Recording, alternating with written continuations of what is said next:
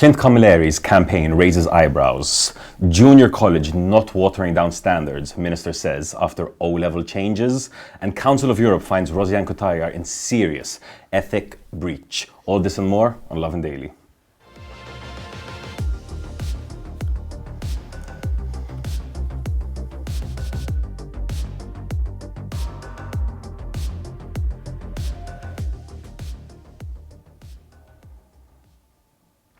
Good evening, Malta and Gozo. Jonathan Chile here, joined by Julian Bonici today. Today is technically the last day that we are allowed to talk about the 2022 general election before the day of silence tomorrow. So you know we've got the latest news and analysis from the campaign trail here tonight. We also have special guests in the building, Ivan Bartolo, so stay tuned to the end of the episode for that interview. But before that, Julian is here with details on today's top story.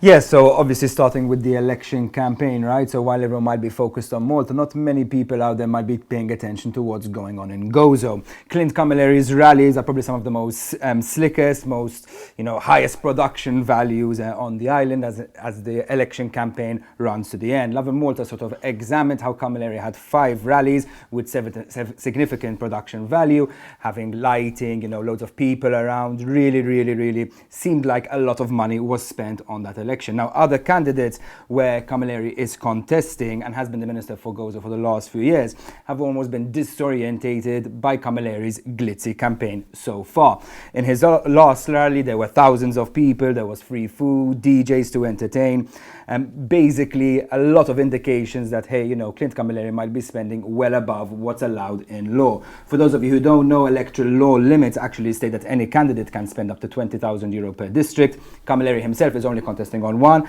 and that is Gozo, and it appears all his financing is going there.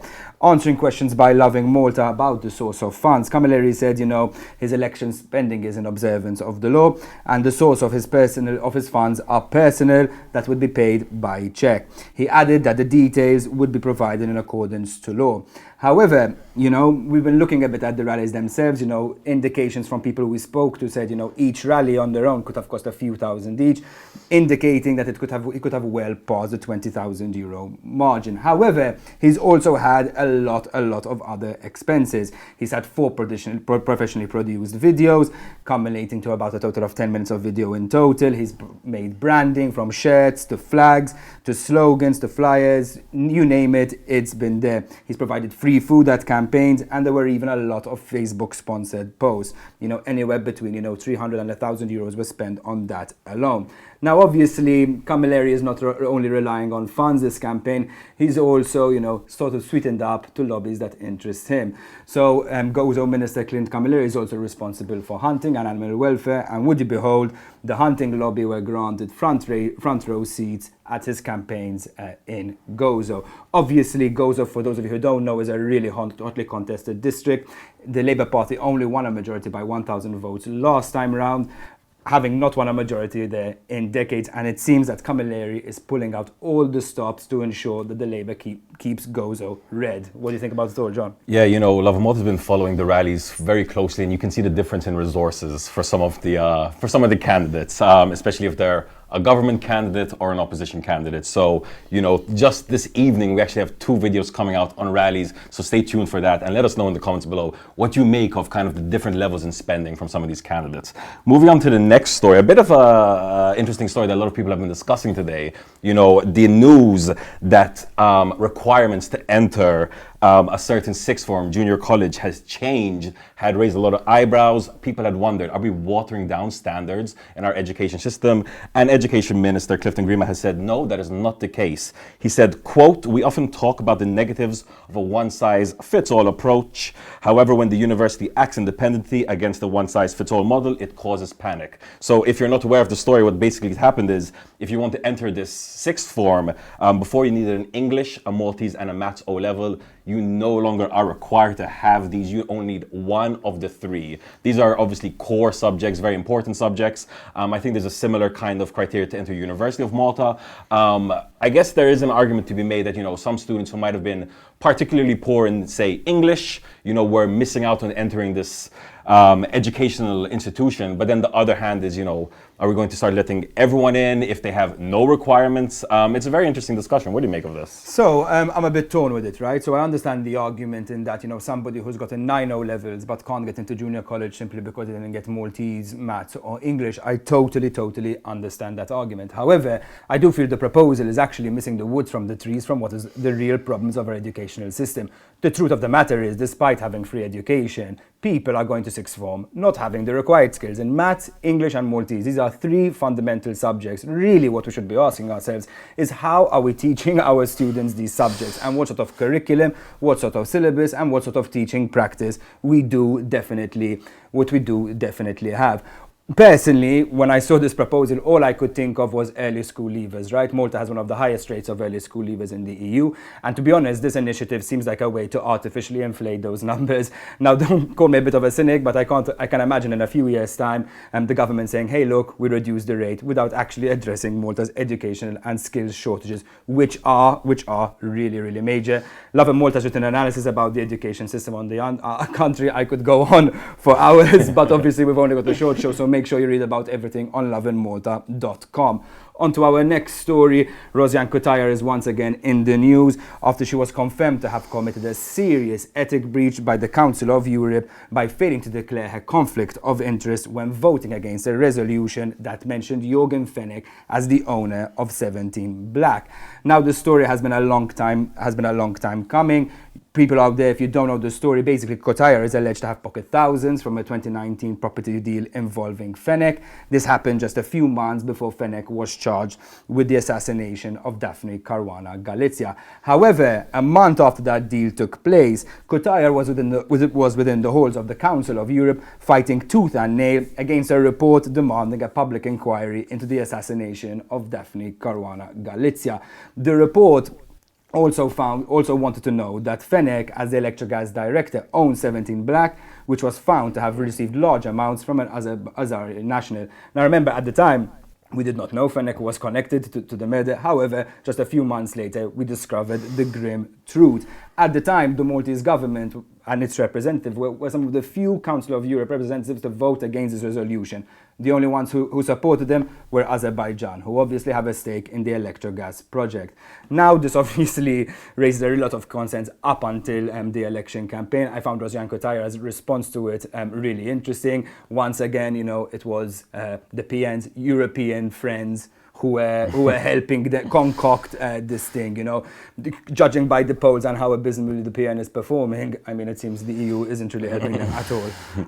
I do want to make a point that, Lovin Malta has repeatedly invited Rosiane Cutajar in for an interview. She has repeatedly denied it, so make of that what you will. And this is far from the only controversy that Cutajar is facing. Recently the former National Book Council chairman, Mark Camilleri, published a book, A Rent Seeker's Paradise, a very controversial book that's kind of like showing some of the hidden secrets, allegedly, that we might not be aware of. And in the book, he claimed that Rosiane Cutajar had an intimate relationship with Jorgen Fenech. Just goes to show how close they might have been. She's now sued back for libel, but either way, that claim is out there. And like I said, she's yet to accept coming on here and explain kind of, or denying it in a real way. And that invitation is still open, as is the invitation to Robert Abela for an interview. Moving on to the next story today. Fans of the Maltese Regatta, a very popular tradition in Malta, will be pleased to know that the Freedom Day Regatta will be going ahead as planned, following an agreement with some cruise liners. So there was a bit of controversy. People weren't really sure if the regatta would be going ahead because 2 cruise liners were set to come to Malta, and they would be, affecting the regatta. So people were wondering, should we not host the regatta so these cruise liners could come into Malta, help kind of boost the hospitality industry, the tourism industry. Even, some key people within the tourism industry said, listen, this is a good idea. We need to have these cruise liners coming back in to show that Malta's up, and ready to go. However, people weren't very happy with that. And thankfully, a deal has been made to make sure that the regatta will be going ahead and the cruise liners will now be docked on Pinto Wharf 4 and 5. So, I've actually been to the regatta a couple of times. It's really a fun Maltese tradition. It would have been a bit sad to see it not be held, especially after the COVID-19 pandemic, just for some cruise liners to come in. So I think a lot of people are very happy with this decision. Yeah, no, and really nice. It's happy to see that, an agreement can come together. John, as you said, I've seen the regatta a few times. It's actually such a fun watch and a real great part of Maltese culture. So really happy to see it, going ahead, especially as you said, 2 years of COVID-19, it hasn't taken place. So good that it's coming back and good to see business and sort of culture finally find a solution together. On to our last story, some very, very, very, very exciting news. Malta's biggest podcast is ready for its next phase. And of course, Lovin Malta is going to be there every step of the way. We're proud to announce a new collaboration with none other than John Malia, the podcasting sensation who racks up tens of thousands of followers and weekly views, and has actually invited some of probably the best guests, and devices onto his show. Il Podcaster John will now premiere on Lovin Malta with a new distribution agreement, which will see the podcast cross-posted on our platform as the exclusive media platform. That's for the rest of the year. You've got over 40 John Malia podcasts to look forward to, and exclusive clips shared directly through Lovin Malta. John will also make appearances on behalf of Lovin Malta, be it to discuss the latest guests or give a unique take, as he's known for, on some of the country's pressing issues. And the best part is you don't have to wait too long. Tonight the first episode is going to air and it's going to be starring Steve Zamit Lupi. For those of you who don't know, Steve Zamit Lupi is the independent counsel in Hazard-Booch. He's got a real green finger, has some real great community activism at his heart. So it's going to be a really interesting podcast. Make sure to pick it out tonight. In John's words today, he said, we chose to start the podcast with Steve Zamit Lupi because we believe in that type of politics he holds dear to his heart, and our renewed agreement with Lovin Malta are things that a better future our country needs. Super exciting stuff. John, you're going to tune in? Absolutely. As you said, over 40 podcasts for the rest of the year. So we're set to have an exciting schedule. First one's tonight, so definitely check that out on Lovin Malta's social media. I think that brings us to the end of the first part of today's episode. Stay tuned. We'll be back very shortly with an interview with Ivan Bartolo. Now we are so integrated, so included, that we are now gathering in little clusters, but we can sit anywhere. In the 70s and the 80s, yes, of course, it was much more difficult because we were all still coming out and we were all still thinking, do we have the right to be who we are? And I remember when JJ Mifsud Bonnici told me li biex tkun gay għażla. I was mostly dominated by a Catholic environment. I was part of the altar boys. There was so much fear and everything was so hush-hush. For me, becoming a fully actualized gay person would become a monster. A lot of the parties were illegal back then. Yes. In fact, the police used to raid them. We would be verbally abused. In those days, you couldn't go to the police or anything like that. Probably you'd be the one who gets locked up and not them. Sometimes even physically. People were throwing stones, literally like throwing stones at us. It was at the time that Putin was arresting gay people. In fact, I think some of the pioneers were the drag queens, the female impersonators. They really had to put up with a lot of shit. They kept reiterating the teaching of the Catholic Church without having any empathy whatsoever. It was a moment when, it couldn't be ignored anymore. I do believe that there is the need of change, and I want also to be an agency for that change. I was never really interested in getting married as well. We were like, that's something for straight couples, Am I ever going to get the chance to pop the question to somebody I love? Yep, because no one else.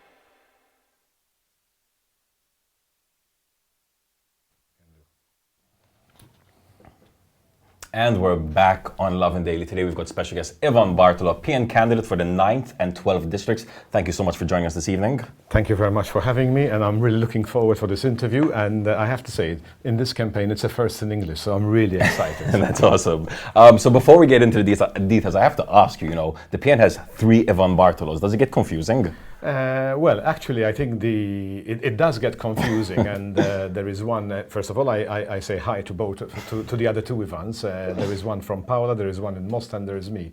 In fact, even when I had joined Parliament, I remember this very, very funny incident. I got a call from Mr. Speaker, and he says, "This is the Speaker of the House," and I thought it was a joke or something like that. Anyways, to cut a long story short, it was them asking me whether I have a middle name, which I don't, and somehow I landed on the J, so it became Ivan J. Bartolo. So have you ever considered taking another surname? I know we had Alex Saliba, who became Alex Aju Saliba. No, I'm really proud of my family. I'm really proud of my family name, and I would never do that to my dad. Never.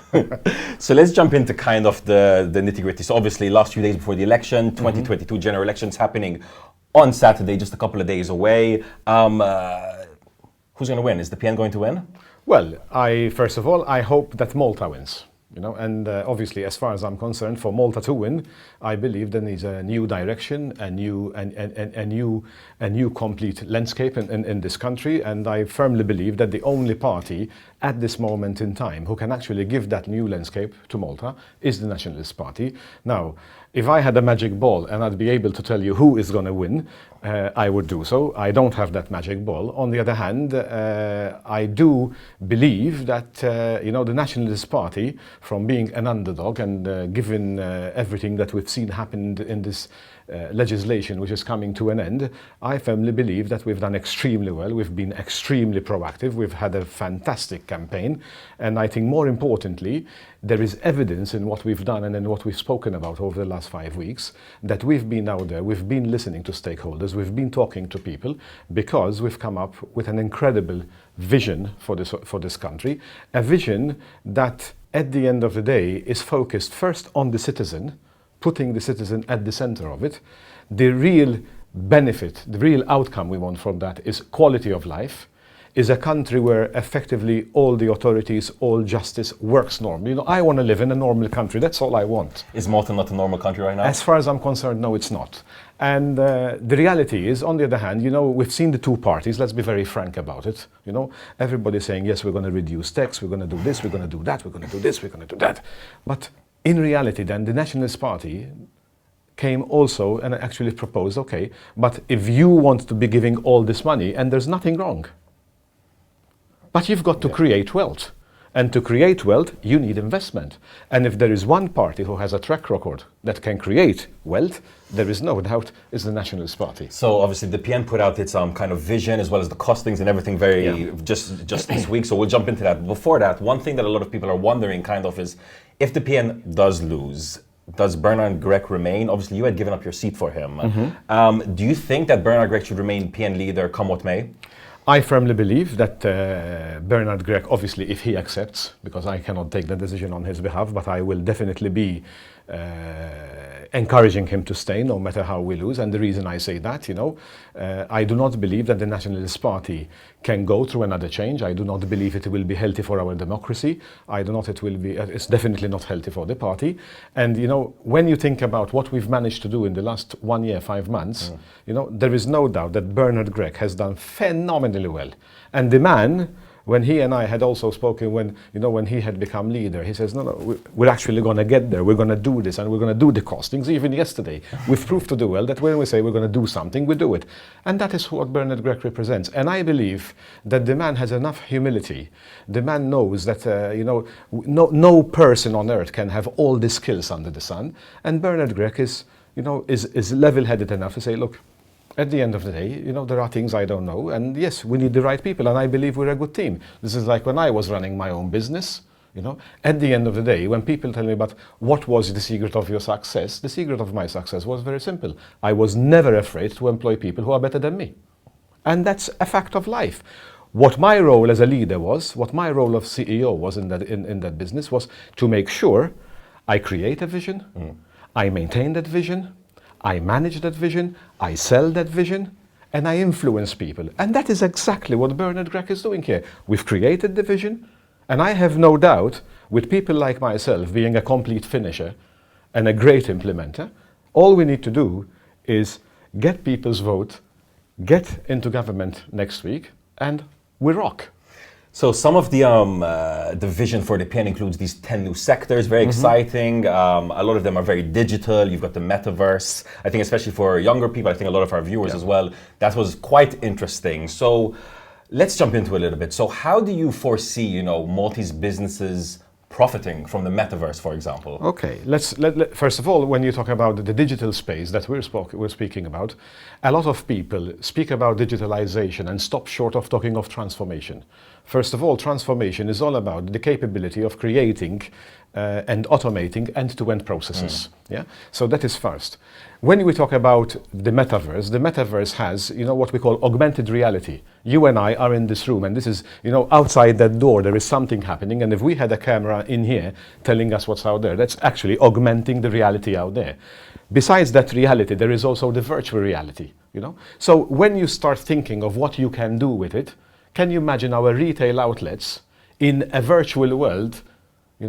Our shops in Valletta can also set up their virtual shop, in London, High Street, in New York, and that's how adventurous we need to be. And this is how we need to be thinking, because that's where the world is going. That's the way people are behaving. If you talk about 3D printing, in God's name, in God's name, with 3D printing, we could be doing actually prosthetics. We could be doing, human tissues and testing medicine. We could be doing car parts. We could be doing fiber optic stuff. There's so much you can do. And I'm one example of that stuff because, when about 5, 6, 8 years ago, things like, what do you call it? RFID. RFID had become something, really, really hot at the time. RFID had almost, they used to talk about what we call active RFID, where it needed a battery. Wow. So you could not really use RFID in complex stuff because if the battery stops, basically that's it. But then we had what we call passive RFID, where effectively an infrared gives it a signal, this thing starts talking, and they talk. What we did in the NHS with RFID is we transformed the way medical records are managed. So a Maltese company, packed with Maltese young people, learning and studying at MCAST and Malta University, we've developed solutions.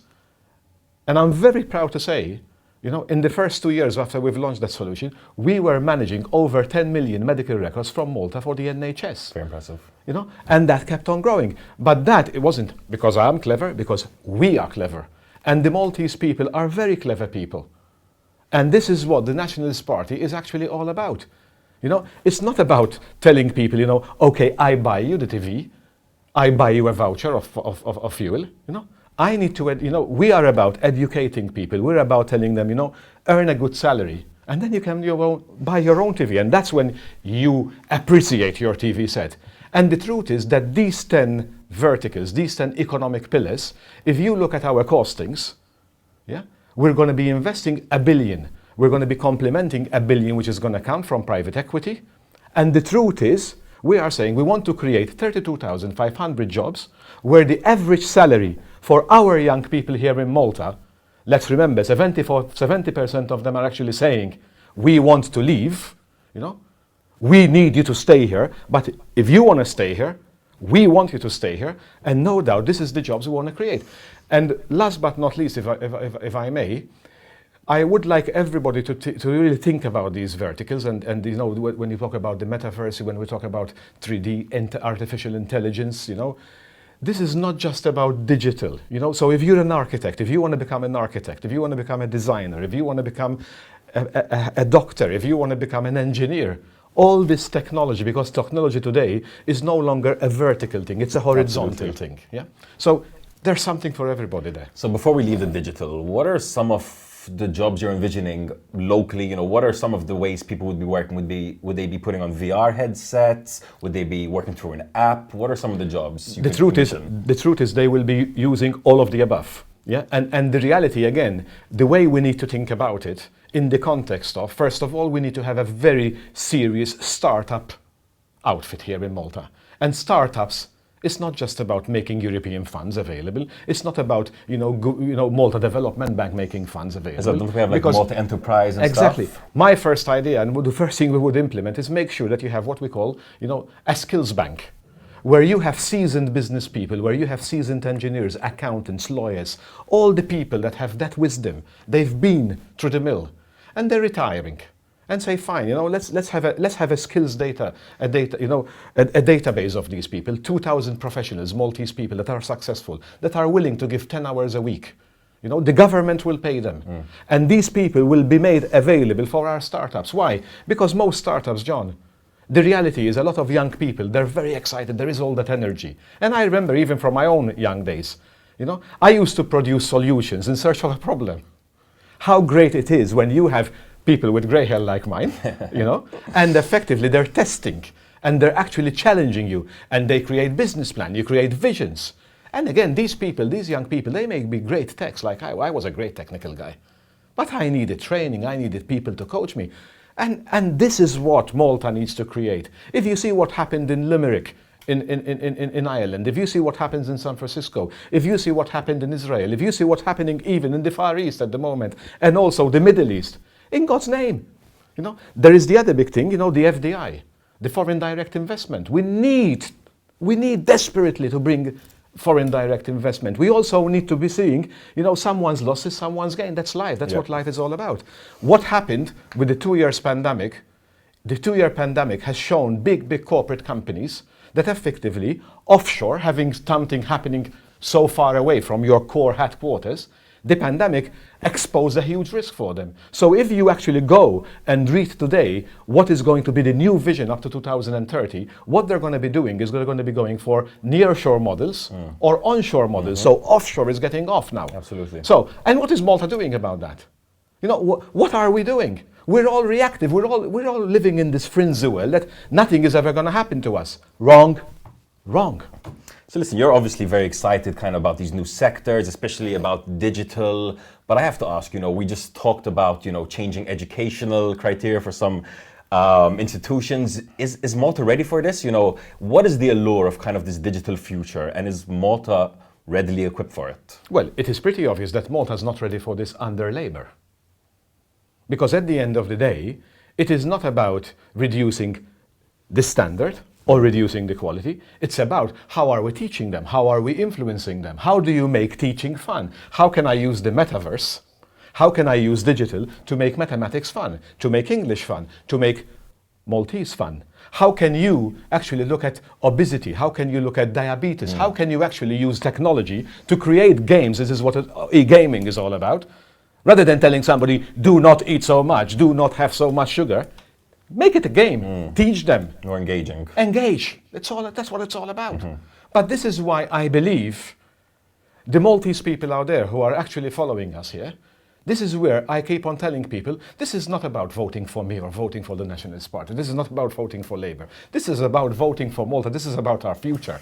And in God's name, at the end of the day, I'm almost 60 years old. You don't look it. Thank you. But the reality is, you might say, so why are you here? Why are you caring so much? I care. I teach at university. I love going to university. I believe they pay me something like 15 euros an hour, I think, or 25. I don't know. But I pay 35% tax on that, and I'm fine with that as well. But I don't go there for the money. I go there because God has given me the opportunity in life to learn so much and to get so much experience from abroad. And the least I could do is go and find these beautiful 30, 40 young people in front of me and say, guys, IT, there is so much you can do with IT. And again, you have to create a purpose. Like when I was at 6 p.m., the vision was, I still remember it very clearly, reducing cost to health, making health an affordable commodity, improving patient outcome, increasing patient safety. Do you realize what purpose that would give to a young man and a young woman?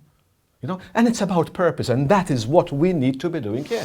So to come to the end of today's interview, elections on Saturday, by Sunday we'll have the result, probably even earlier than usual because of the electronic voting. Give me the best case scenario, what happens on Monday or Sunday evening and Monday if the PN win, and what happens if they don't win? What happens come Monday? Well, if we win, there is no doubt I would have an expectation that by the Monday morning or Monday afternoon, sometime on Monday, I'm not really obsessed about these details to be honest, but I would imagine that on Monday there will be a new Prime Minister, and that Prime Minister will be Dr. Bernard Gregg. From that point onwards, obviously depending on who are the people who would have been elected to the House, I am confident convinced, and I know for a fact that Dr. Grech would be hitting the ground running, putting his cabinet in place, because probably come Tuesday, Wednesday, there will be the cabinet, and you know what? Come Monday following, we need to hit the ground running. If the PN is not elected, there is no doubt we're going to be in opposition. And if we are in opposition, then the same, Dr. Grech will take his oath as leader of the opposition. There will be a shadow cabinet, which that is what he would need to do. And there is a process which the party will have to follow, which is obviously a democratic process, where the statute makes it very clear that the leader would have to resign and there will be a new election. But I make it very clear, and I will make it upfront, there is no doubt that I will be supporting Dr. Grech should he would, decide to move forward. Guys, let us know what you think of the PN's vision for the digital future. If you're a voter in the 9th or 12th district, comment below kind of with what your thoughts are about this election, as well as what you think of Ivan Barto's kind of views and vision for the future. Once again, thank you so much for joining us this evening. Thank you for having me. It's been a real pleasure. That brings us to the end of today's episode of Lovin Daily. From myself and the Lovin Malta team, have an evening full of lovin'.